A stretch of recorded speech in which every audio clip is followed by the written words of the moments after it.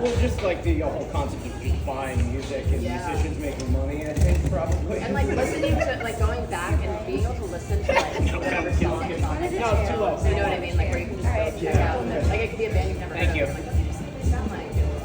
I just remember, I think that was like pretty much every like Friday or Saturday when I was in like middle school and early high school. I spent going to this mall that had a Tower Records. And I would go to Tower Records and I would go to Hot Topic and I'd buy like an album and a band shirt. So like very specific to Tower Records. Like I did that like for a long time.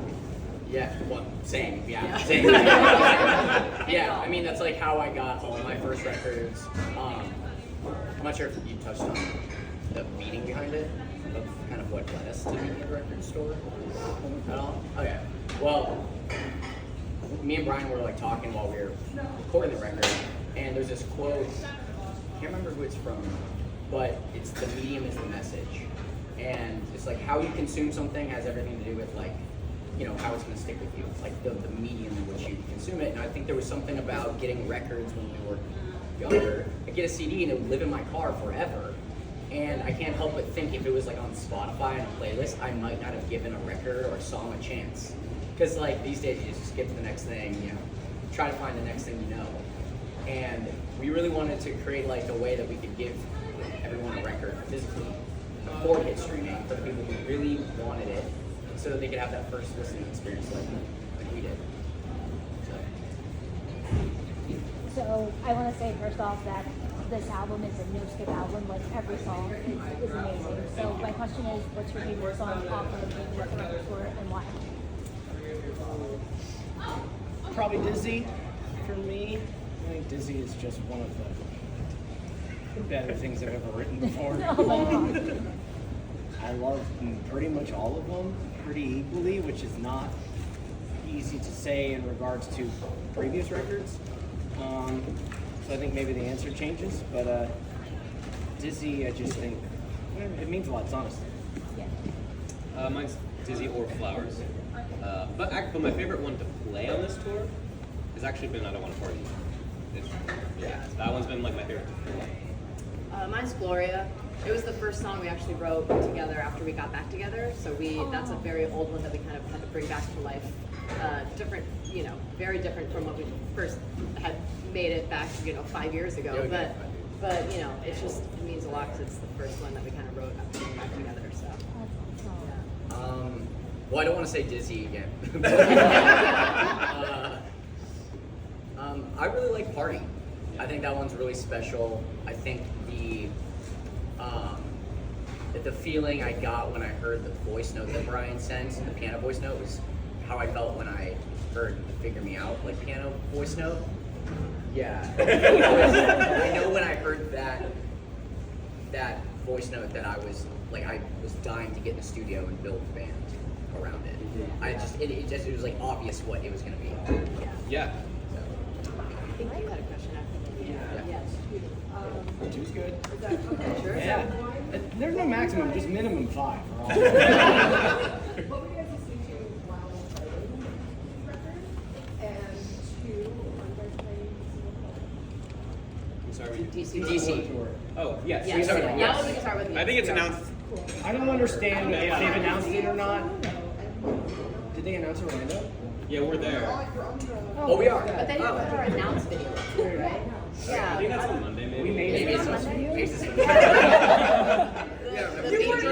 The Mean Girls video we We did? did the Mean Girls video, yeah. We made a Mean Girls video? Yes, remember Before we we left stopped the trying to UK. make Warped Tour. Oh, that video! The Mean Girls.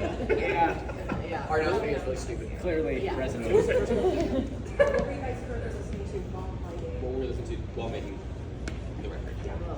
I was kind of like revisiting the starting line based on a true story. I remember I was listening to that a lot when we were going to do drums for the record and going to the studio every day, and I think you can hear a little bit of the starting line, especially in like for the first time, the very starting line about it. Yeah. I was listening to Third Eye Blind a bit because for Party we have a part that we literally just ripped off of Third Eye Blind. So if you listen to the Losing a Whole Year, the very end of it is we just were like, this is what we should do. We And did it the changes time significantly. It's 5/4 and 6/4. It goes back and forth. But that was the inspiration. Yeah, we totally heard that. Yeah, we heard that. That's awesome. Yeah, Sorry, not sorry. I think I was revisiting some stuff from when we were younger. Revisiting some, like, starting line, backward professional. But then also the most recent 1975 album. If you, Oh, yeah. if you listen to Dizzy and then listen to it next to their song I'm in Love with You, it's pretty obvious. Yeah. We took a lot from that. Yeah. You know what? I listen to so much stuff like all the time in sort of a bizarre spectrum of stuff, and like I kind of have this theory that even when I'm listening to like jazz while we're driving, it's still somehow informing something I'm gonna do later. So I feel like it's all connected.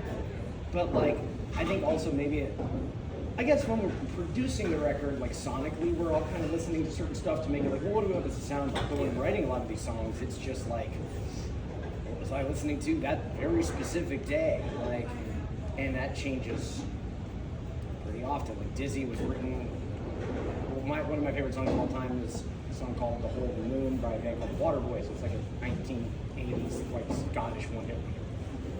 I love this song, and it's very clear when you listen to Dizzy, it's like, well, maybe he was thinking about that song.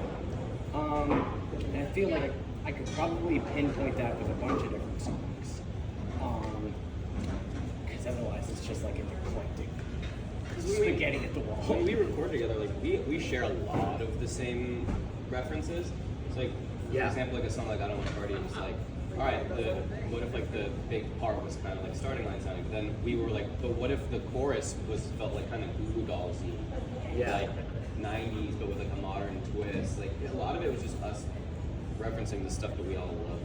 I think Party Each also song. wasn't it referencing Futures, Jimmy World? Yeah. Like the first track on Futures, like that kind of guitar riff that we have in Party is very much Every song Futures. kind of was Every like song is different. a mix of our inspiration. 100%. Yeah. Yeah. Why Mamma Mia? Why Mamma Mia? Why not? Yeah.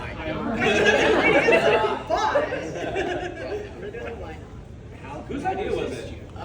I think Brian brought it up. But we've been talking about how Was much. it? Yeah. I play Mamma We Mia love at a lot of DJ sets, Oh, yeah. and I'll even do it at Nemo Night just to see what happens.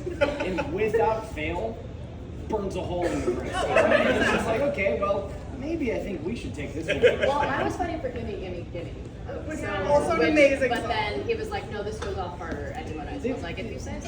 Two different things. Gimme, gimme, gimme is just like all dance all the time. Mamma Mia, the chorus drops out, so it's this huge sing along. And I think like Yeah. we benefit pretty heavily when people are just screaming. I've been at a hard rock show where they play the Friends theme song and watched people mosh Yeah. to the same theme song to Friends.